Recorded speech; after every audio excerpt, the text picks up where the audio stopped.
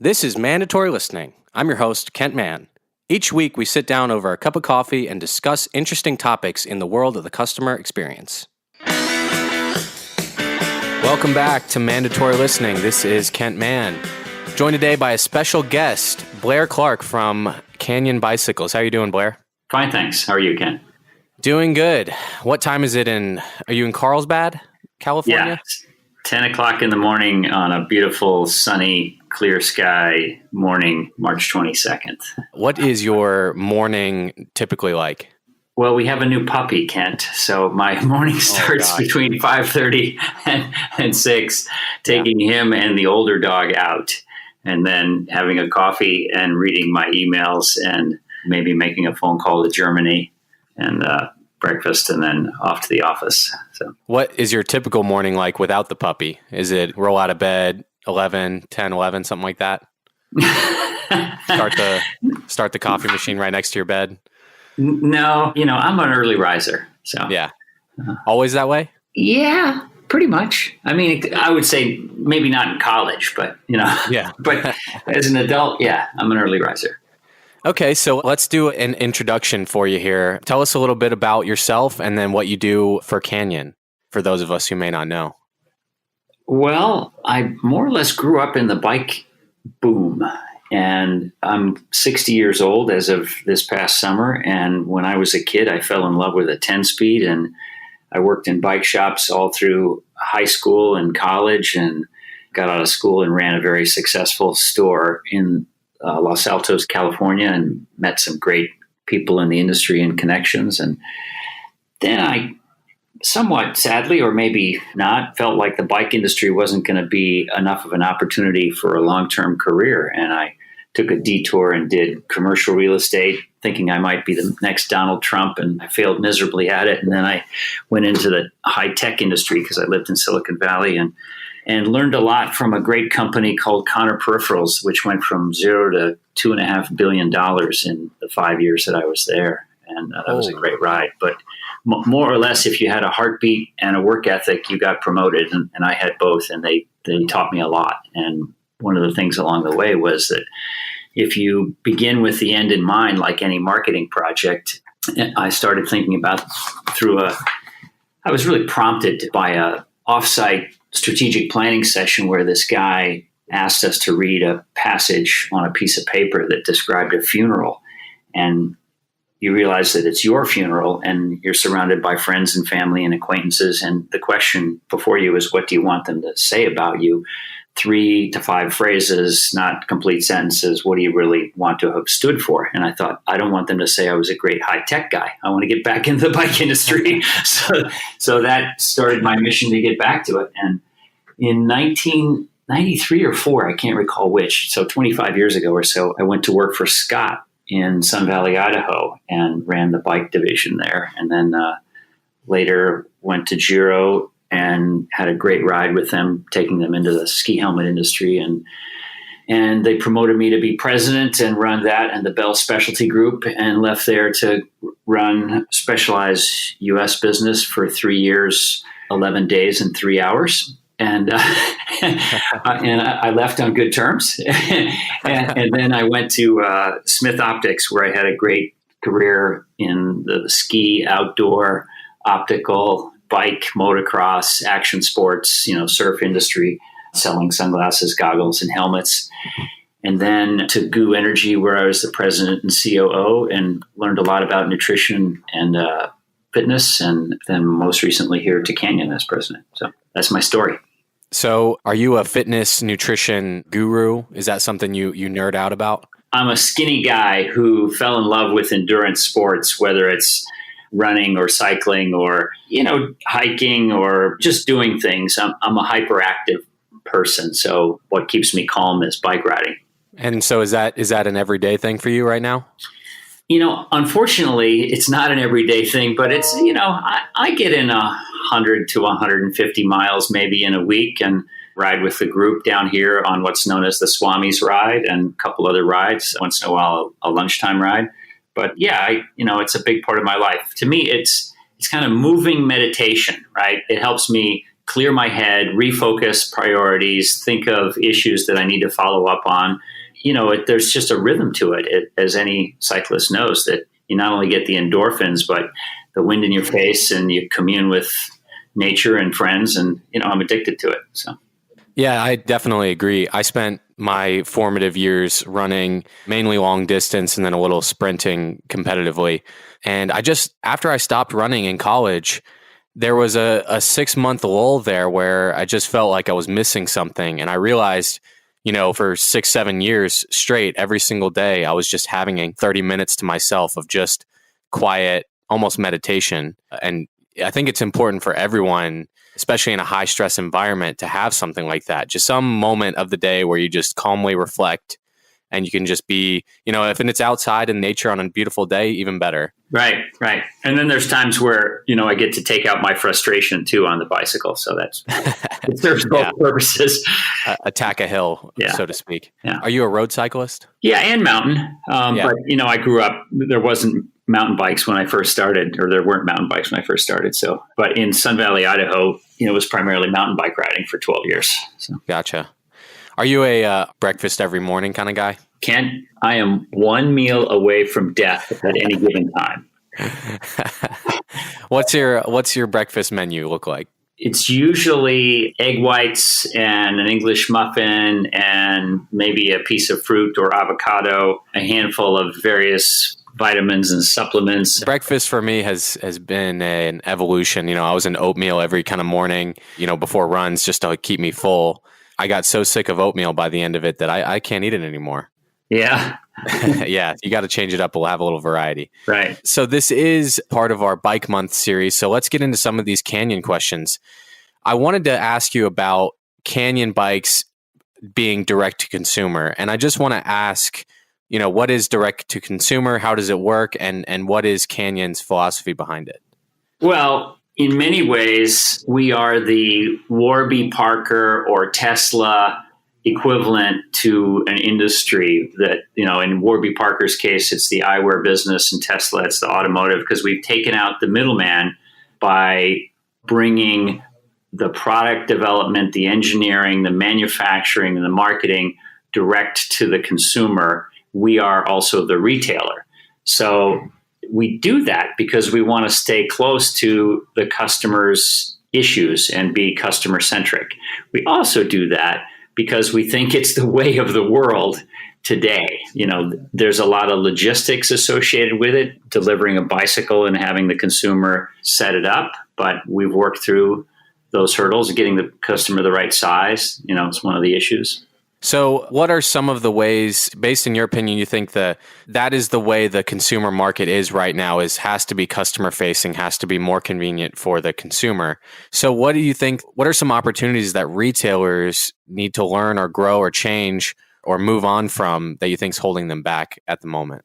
Well, I honestly believe that the business that we're in we have an interdependency with the IBD for them to provide service to our customers in terms of, repairs, maintenance, that kind of thing. Some accessories. We don't do a lot in the way of accessories. We do some, but it's not our core business.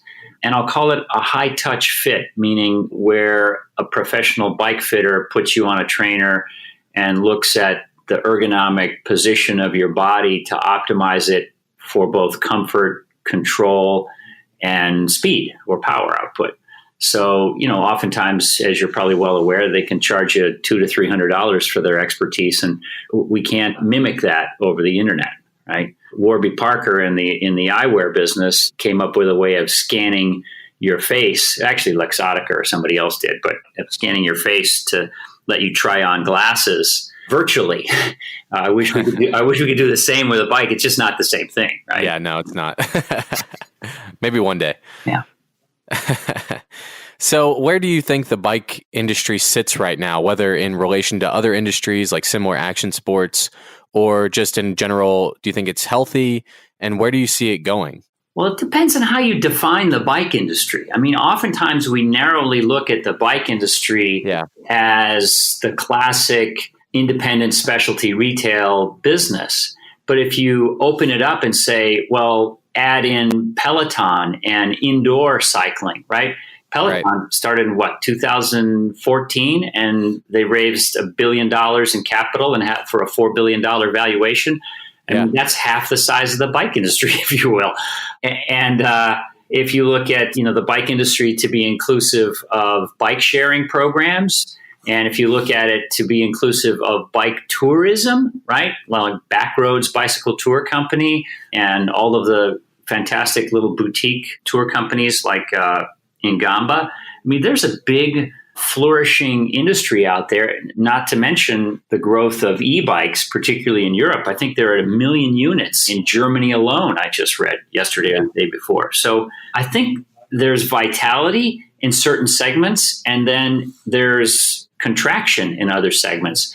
But it's like any industry ebbs and flows based on technology, based on trends. I would say mostly those two things, technology and trends. So I'm glad you said that, because at the Man Group, we always preach like you said earlier, the customer centric, the customer facing.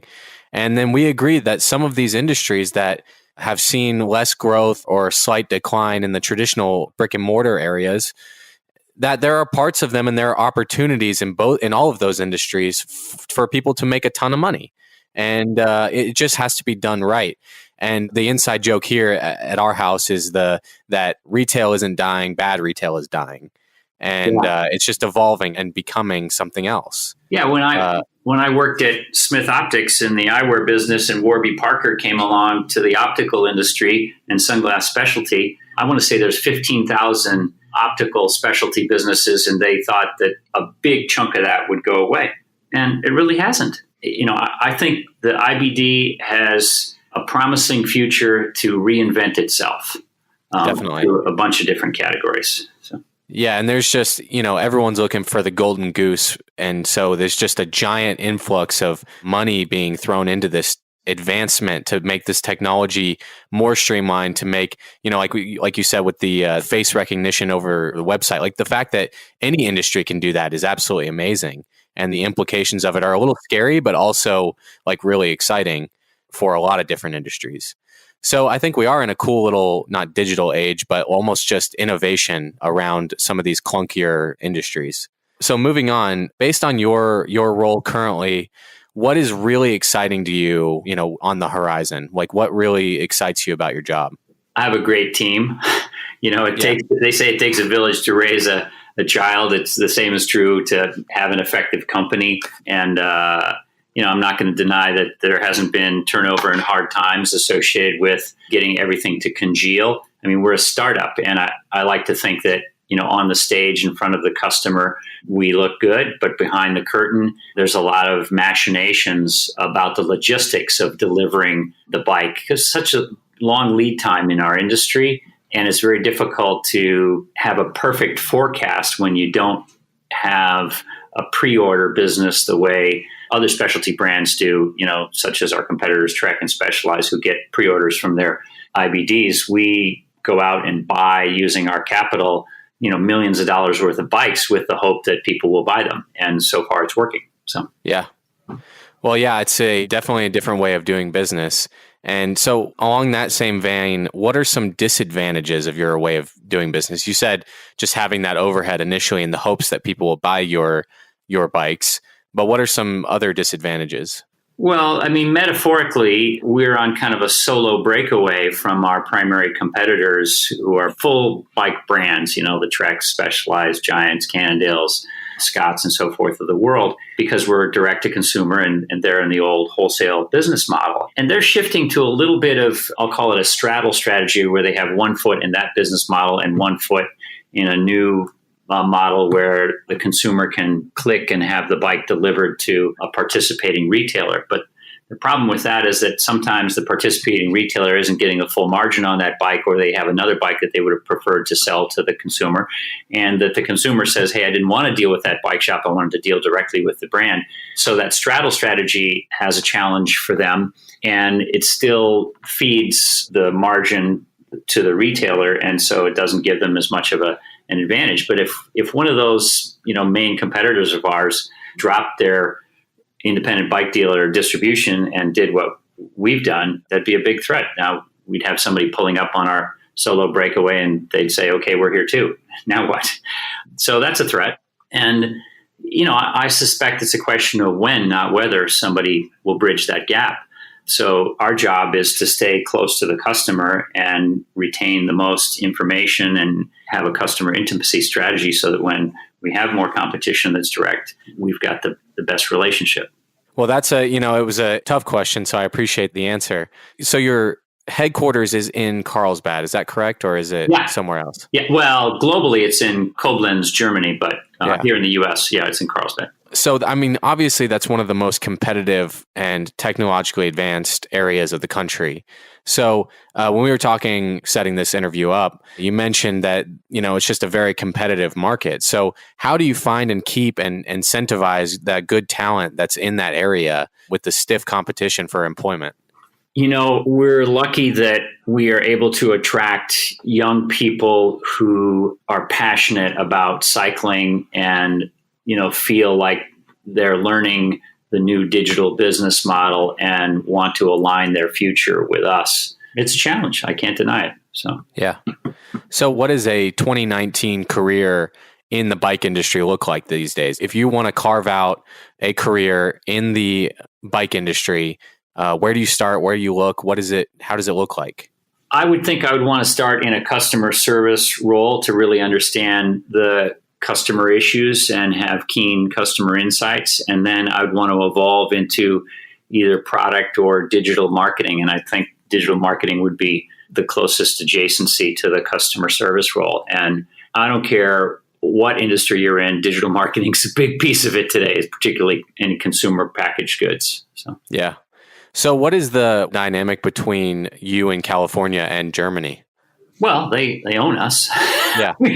They're really good people.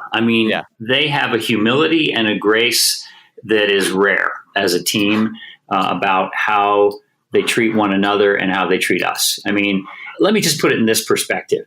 If roles were reversed and I had a several $100 million juggernaut brand that Canyon is, and I decided that I didn't have distribution in Europe, and I was going to go hire some Germans to build the business, the first thing I would do is I would insert my brother-in-law or trusted closest friend who has a financial background and send him there to sit on top of the people and watch every nickel. And, they've trusted us with millions of dollars and a business plan that we developed in conjunction with their input. And then we've beat their plan significantly. And so, we've earned trust and respect, and it's quite an honor. So that's amazing. And how much time do you spend in Germany a year, do you think? I go over probably every 2 months at the latest. So it might be every 6 or so weeks. But what part of Germany are they in? So they're in Koblenz, which is a small city north and east of Frankfurt by an hour train ride that is in the castle and the wine country of Germany. It's really charming. There's hundreds of castles and vineyards and lots of great bike riding. And it's on the corner, as it's known, it's called the German corner of the Moselle and the Rhine River, which was a strategic location for the German army during World War II. I'm a historian. So interestingly, once in a while in building buildings, as they excavate, they dug up bombs that are still live bombs. And this happened last summer where they had to evacuate a big portion of the city because they were taking a bomb out. So, geez, that's insane. Yeah. Wow. I find Germany to be one of the most interesting countries in the world. Absolutely. Like there's just so much history there. I'm not quite a historian, but I just find their culture and just obviously their objective history is just fascinating. And their values. A country that says, if you qualify for a university, it's free. How great is that value? We want smart citizens. Oh my God, what a wonderful thought. Yeah. So, education works. Let's give them education. Yeah. Yeah. So I definitely want to spend some time in Germany before I bite the dust. It's such an interesting country. Well, let me know if you're ever over there. I'll get you into tour the Canyon factory, which is quite an impressive place. It's a lean automotive manufacturing process, and they build 500 bikes a day in an assembly line. So. Well, I know Dan at the Man Group has been to Germany a few times. How has Canyon worked with the Man Group in the past? What would that look like in Germany? Well, I don't know what it might look like in Germany, though they all speak English perfectly. But I think that they could use your company's help at sales and retail operations, execution or strategy work and training work. But, your father and I go back to when I was at Smith Optics, and I hired him for a sales presentation, and he was quite amazing. And with a jaded team of, senior sales reps some of which had been with the company over 30 years, not only did he get a standing ovation, but they came to me and said, please bring him back. So he was the rare speaker who came twice to our sales meetings. So. Yeah, that's awesome. What was that in California? That was in Ketchum or Sun Valley, Idaho. Gotcha. Yeah, I know Dan speaks very highly of Canyon and as well as Smith and of course you, Blair. So we had to, of course, set this one up. But before we end today, we were talking about an interesting question earlier where if you were a dog, what kind of dog would you be? And I was curious what your answer is for that one. I think I'd be a Ridgeback. Really? A Rhodesian Ridgeback? Yeah. Are they those the short hair, like brown ones? Yeah. They're lean. They're kind of a lap dog, although they're big.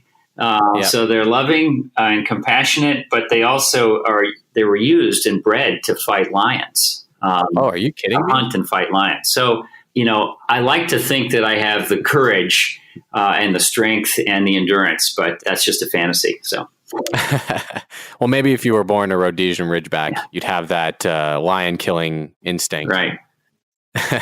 I'm not sure what my answer would be. Maybe something, the family dog is, of course, an Anatolian Shepherd. So I'm a bit partial to the lap dog, except he's 140 pounds. Yeah, that's a big boy. Yeah, he's a big teddy bear is what he is, but he's funny. So I wanted to ask also, are there any good books that you would recommend, or what do you have on your nightstand right now are you much of a reader? I am. I'm reading Shoe Dog by Phil Knight, and I was skeptical, but I found it to be a wonderful story of struggle and building a brand. And he writes extraordinarily well. He shows great humility. He shows in-depth, I'll call it emotional quotient about being a father and being a manager.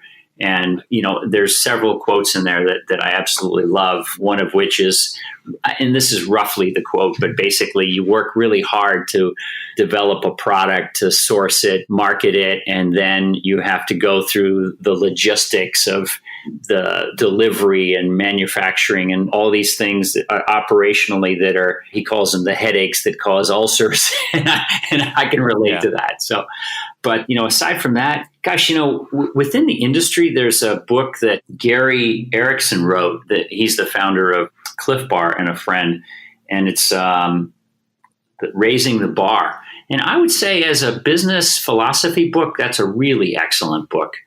Another one would be from a guy by the name of Randy Komisar. It's called The Monk and the Riddle, and it'd be a great book for anybody who's starting out in their career and trying to figure out what's a path. Nice. So there's a couple of books. Awesome. Yeah, I'm definitely in the category of those nonfiction, really helpful books.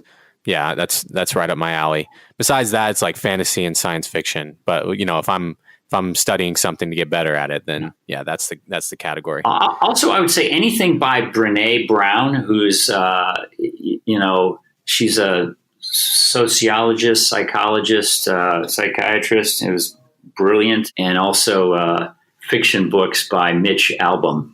He's a great. Oh yeah. Mitch Albom with Tuesdays with Morrie. And what was his other really famous book? I don't know, but I recently read one of them called The Magic Strings of Frankie Presto, about a boy who found music as kind of as I found cycling to be something that carried him through life and a career. And it's really a fun story. That's awesome. Well, Blair, I think this has been an awesome conversation. I appreciate you joining us today. We definitely need to have you back on. My pleasure, Ken. Anytime. That's it for this episode. If you like what you hear, subscribe and leave a review on our iTunes channel. We'll see you next week.